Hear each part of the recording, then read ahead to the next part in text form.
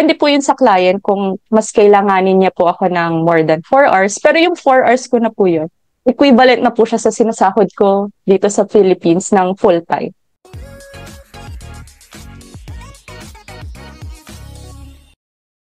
Kung bago ka lang sa channel na to, I'm Kaji, virtual assistant, executive assistant, bookkeeper, accountant. So kahit anong work, pinapasok ko, basta't online, kasi online work is, alam niyo na yan, amazing! Ang na to, dinidiscuss natin more on online work, tips and tricks, and mga success stories. So kung interested ka sa mga topics na yon, please consider subscribing and don't forget to hit the notification bell para wala kang ma-miss the video and mga success stories na ina-upload ko every single week.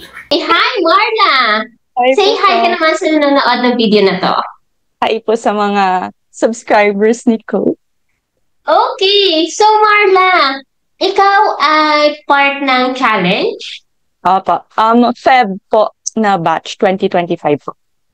Okay, Feb 2025. So ngayon ay 2025, so parang ang bilis. So gaano ka katagal bago nakakuha ng clients? Nag-start po ako ng first day ko po sa client ko po ay April 23 po. So parang mga more than a month po na apply po. May background ka sa accounting or wala? Meron po, accounting, BSA graduate po ako. Tapos Okay. po, nag-resign po ako, Feb lang din po. Kaya hindi ko po masyado nasundan at first yung challenge po. Kasi working din po ako habang ng challenge. Tapos mga mid po nung challenge, doon lang po din natapos yung work ko. Kaya hinabol ko din po yung mga videos. Activities. So yung work mo sa Corpo ay accounting Opo. din, accounting related. Yes po, senior accounting staff na po ako doon po. Kaso yun po, medyo ano na po kasi siya nakakapagod. Pero meron po kasing reason bakit nag-resign din po ako. Actually, okay po yung ano ko doon, okay po yung sahod ko. Wala naman din pong problema. Tapos po yung sa load naman po, medyo reasonable din po kasi gusto po nila ako i-promote to become team leader po. Kaso ayun po, meron po akong naging reason. Parang gusto ko na po kasing matulungan din yung parents ko. Kasi natanda na po sila, ganyan. So, ang initial ko po na plan is mag-abroad. So, habang nag-apply ako abroad, itry ko din yung magiging VA accountant. Kasi po sabi ko, parang hindi ko pa po kaya yung role na accountant po. Kaya po nag-search po ako. Tapos nakita ko po kayo na nagtitrain po kayo ng bookkeeper. Very challenging po. So, sabi ko, sige, yun, step by step po. Wow, step by the step ba? Opo. Para sumakses, yes. So, wait lang. Naisipan mo mag-abroad. Opo. So, hindi na siya matutuloy. Opo, hopefully po. Kasi ang ganda po ng earning potential po dito. Though hindi pa din naman po, na-share ko po sa inyo yun through message po, na hindi pa din naman po ganun kalaki yung sahod ko dito sa pagiging VA bookkeeper. Pero po kasi, 4 hours, at least 4 hours lang po ako required. So, depende po yun sa client kung mas kailanganin niya po ako ng more than 4 hours. Pero yung 4 hours ko na po yun, equivalent na po siya sa sinasahod ko dito sa Philippines ng full-time. So, tama yun na at least ngayon nakikita mo na yung earning potential, di ba? So, kung yung full-time salary mo before ay nakikita mo by working part-time today, what more kung makapag-add ka, di ba? May kwentuhan mo kami ng story mo nung time na naghahanap ka ng client. Bago po matapos yung challenge, meron po kayo doon in-include na gagawa po ng OLJ account, Upwork account. So, inuna ko po yung Upwork account, pero may bayad po pala doon. So, nag-ano din po ako, gumawa po akong OLJ account. Kasi ang problema naman po sa OLJ, parang 3 days or more po yung verification process po nila. So, ayun po, nag-start po ako talaga sa Upwork. Bumili na po ako ng Connex. Parang ano po, desperate moves. Nag-apply po ako, pero yung una ko pong in-applyan, mali po ako ng apply. Kasi po, hindi ko po binasa yung position. Ang binasa ko po yung job description.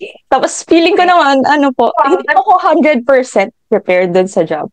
Pero po, ang function po niya na in-indicate ko doon ay parang more on emailing yung clients po niya, ganyan. Tapos po, bookkeeping. Ang sinearch ko po kasi noon ay Zero or bookkeeper. Kaya lumabas po yung mga related na jobs. Hindi ko po nabasa talaga yung position. Siguro po kung nabasa ko yung position, hindi po ako mag-a-apply. Siguro, blessing in disguise po na ang nabasa ko po ay yung job description po niya. Tapos sabi, kaya to, kahit hindi 100%, kaya naman po. Kasi yun naman po lagi ang paalala niyo sa amin. Hindi kailangan 100% ready. So, nag-apply po ako. Tapos after 1 week po ng pag-apply, nag-reply po yun sa Upwork. So, pagkakita ko, hindi ko naman in-applyan. Kasi po, ang lumabas yung title po nung posting. Sabi ko, bakit VPA? Virtual Personal Assistant po. Tapos nung pagkabasa ko po, yun po pala talaga in-applyan ko, yung job description. Sabi ko, sige, sabi ko, push na po. Kasi, hindi naman nga po kailangan ready ka 100%. So, kinausap ko po siya. Siya po yung unang-unang nag-message po sa akin. Kaso medyo po yun matagal po yung naging process ng pag-uusap po namin. Pagkausap po namin, hindi po siya nakapag-reply agad.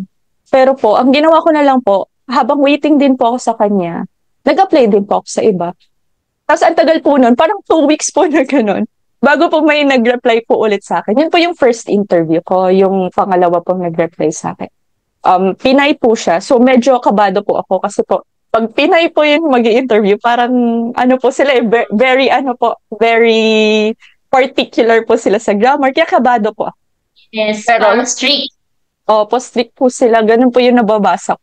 Pero sobrang blessed din po ako kasi pagka-interview ko po dun sa HR po siya. Pag-interview niya po sa akin, po siya, jolly. Tapos, nagtatagalog po siya. Kaya nagtatagalog din po ako. Tapos sabi ko, maganda yung naging first interview ko po. Kasi at least, walang trauma po. So, pero yung na po na yun, yung job na po na yun, part-time lang din po. 2 hours lang po siya every day. So, 10 hours per day. Bookkeeping lang po talaga. So, sabi ko po, una po, ang gusto ko talaga makuha ay full-time, 8 hours. Kaso, ang hirap po kasi makikipaglabanan ka din po talaga sa ibang nag-a-apply. So, sabi ko, sige, kahit kahit for project lang. Basta kung ano po yung unang ma-offer po sa akin, okay lang, tatanggapin. Tapos after po nung nung interview ko na po yun na po yung sobrang nakaka-down. Kasi yung span po ng 2 weeks na yun, wala pong nag-review ng profile ko, wala pong nag-review ng proposal. Kahit po sa OLJ, wala pong nag-reply. Tapos po, sobrang down ko po nung time yun. Kasi 1 month na po na nag-a-apply ako. Tapos isang interview pa lang. Sobrang dasal ko po noon. Pero in-embrace ko na po yung possibility na baka hindi siya para sa akin. So, ang pinaka-ano ko po nun ay, if ever na hindi siya para sa akin, tatanggapin ko. Pero ang pray ko talaga, gagawin ko pa din po yung best ko. Every day, mag-a-apply po ako. Pero nag-a-apply na po ako na ng corpo ulit. Kasi nga po, baka hindi para sa akin. So, sabay ko po, apply sa corpo, apply po sa Upwork or OLJ. Tapos sabi ko po, hanggat wala pong sign na kailangan ko mag-stop for walang nangyaring mga events na hindi naman kailangan mag-stop ako ng apply ko sa Upwork. Tutuloy ko pa din po. Doing best po every day kahit alam ko baka hindi siya para sa akin. Tapos po, nanaginip po ako ng coach. Napanaginipan ko. Hindi ko po alam kung napanaginipan ko siya dahil sobrang gusto ko po or napanaginipan ko kasi nanghingi po ako ng sign. Tapos po, yung panaginip po, sobrang vivid po. Hanggang ngayon naalala. Iyak na. Hanggang ngayon. Share mo yan. So, panaginip ko po na yun. Yung namali po ako ng apply. Yung una ko pong client na in-applyan, siya daw po yung mag-offer sa akin ng contract. And siya po yung magiging 5th na nag-interview sa akin. So, pagkagising ko po, di ba galing po ako down po ako. Pagkagising ko morning, nag-apply po talaga ako kasi hinabol ko po. Kasi di ba isa pa lang po yung client na nag-interview sa akin. Ang nasa isip ko, kailangan maka-4 ako na interview para yung pang-5. Kasi yun po yung nasa panaginip ko. Tapos, mga ilang araw po, may nag-interview po sa akin, isa. So, sabi ko, okay na yun, pangalawa. Ano naman po siya, US? Tapos, parang nagkaroon po ako ng confidence na pag nag-interview po, kahit mali-mali yung grammar ko po, okay lang. Kasi, parang meron po akong pinangahawakan na goal.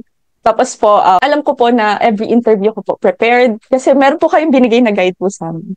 So every time na malaman ko kung anong company siya galing, basta earliest na malaman ko kung anong company, isi-search ko na po agad, magpe-prepare po ako agad.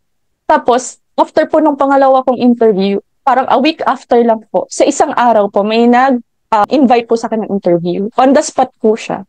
So, isang umaga po, isang gabi, kasi taga-US din po ulit. Isang Pinay po, tapos isang US. Tapos sobrang ko po, parang kinakabahan kasi parang minadali po yung third and fourth po na nag-interview sa akin. Kasi one day lang po.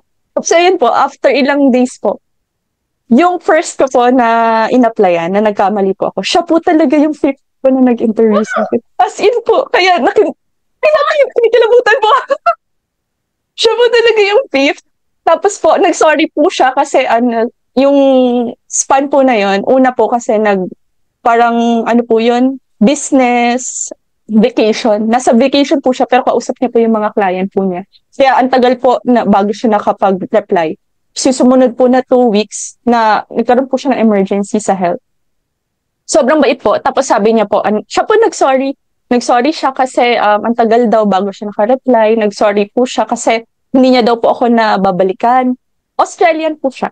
Tapos, bait po eh. Tapos sabi niya, kung ano daw po yung hindi ko alam, willing daw po siya i-train po ako. So, sobrang grateful ko po kasi, yun nga po, nag-apply po ako dun sa role na po yun. Hindi ko po alam kung ano po talaga pala yung position. Tapos alam ko naman po na hindi ako 100% ready. Kaya sobrang grateful ko po kasi po tinrain niya po ako ngayon. Sobrang ang po ng pasensya niya sa pagiging assistant po. Sa bookkeeping naman po, okay naman, nagagamit ko po yung mga turo niyo, coach. Wala naman pong gaanong pinagkaiba. Doon lang po sa assistant na function. Kasi po yun po in-applyan ko po sa kanya. Kaya, nakakakilabot po. Pero saya ko po talaga kasi nawawala na po ako ng pag-asa po. Pero yan po, kailangan po galingan kahit may time na nawawala na ng pag-asa. May time nga po na sinasabi ko sa sarili ko, kahit dalawa lang applyan ko today, isang corpo, isang OLJ or Upwork. Kasi po, parang nadadaw na po talaga ako kasi walang nag-review po talaga ng ayun po. Pero ngayon, nag-a-apply ka pa rin sa corpo, hindi na? Hindi na po. Tinigil kan po siya. Pero nag-a-apply ka pa rin sa online? Ang balak ko po, kasi ang akala ko po nung una ay 4 hours lang po talaga yung work. Tapos po, yun po pala, at least 4 hours lang po. So, opo. So, most of the time po, nakakapag 7 hours po ako sa kanya. Ang average po, 6 to 7 hours. Kaya po yung sweldo ko po ng 2 weeks po. 2 weeks pa lang po, 75% na siya ng sinasweldo ko po sa core po. Kaya po, ang ginogol ko po ngayon ay mag-train po muna sa kanya para lang po ma-prove ko po na willing po ako mag-learn tapos committed po ako sa work ko. Siguro po pag well-adjusted na po ako, then dun po ako hahanap po ulit ng ibang client naman po from US para iba po sila ng time zone. Hindi po sila mag-conflict. Opo. Ang galing. Feeling ko meant to be kayo ng client mo. Kasi dahil na sa panaginip. Diba? Yun po. Kaya nakakakilabot po pag naaalala ko. Lagi ko nga pong sinasabi sa mama ko po, sa family ko po na sobrang, kasi nawala na po talaga ako ng pag-asa tapos nanaginip po ako biglang. Kasi isa lang po talaga yung nag-interview po sa akin noon. Dapat mag-aano na po ako noon sa iba na po ako mag-work sa corpo. Ay, iba po sa iba na po ako mag-a-apply sa corpo, ganyan. Pero nung naginip po ako, baka yun po yung sign na hiningi ko na wag po ako mag-stop. Kwento mo yan sa client mo, yung dream mo? Ano sabi niya? Sobrang daldal niya po actually, coach. Kasi po, yung interview po namin, supposedly, 5 minutes lang po siya. 5 to 15 minutes. Yung normal duration po ng interview. Tapos po, pagkukwento niya or pag-interview niya po sa akin, mga 12 minutes po siya nagsasalita. Tapos po, may tatanong po siya sa akin na mental block po nga po ako during interview. Parang after niya 12 minutes magsalita, may tatanong po siya sa akin. Tapos ako po, wrong grammar. Tapos 1 minute ko lang po masasagot. Sabi ko, baka sobrang ina-anticipate ko po na mental block po ako during interview. Pero buti na lang nga po, nakapaghanda po ako. Kahit pa paano na alala ko po yung mga highlights nung pinrepare ko po sa interview. Tapos ayun po, na-share ko, nung nag-thank you na po. Sabi ko, thank you kasi ang tagal ko po in-anticipate nung interview. Tapos sabi ko, so sobrang in-anticipate ko siya, napanaginipan ko po na hanggang siya yung fifth client and finally siya talaga po yung fifth client. Tapos 45 minutes po yung naging interview namin, coach.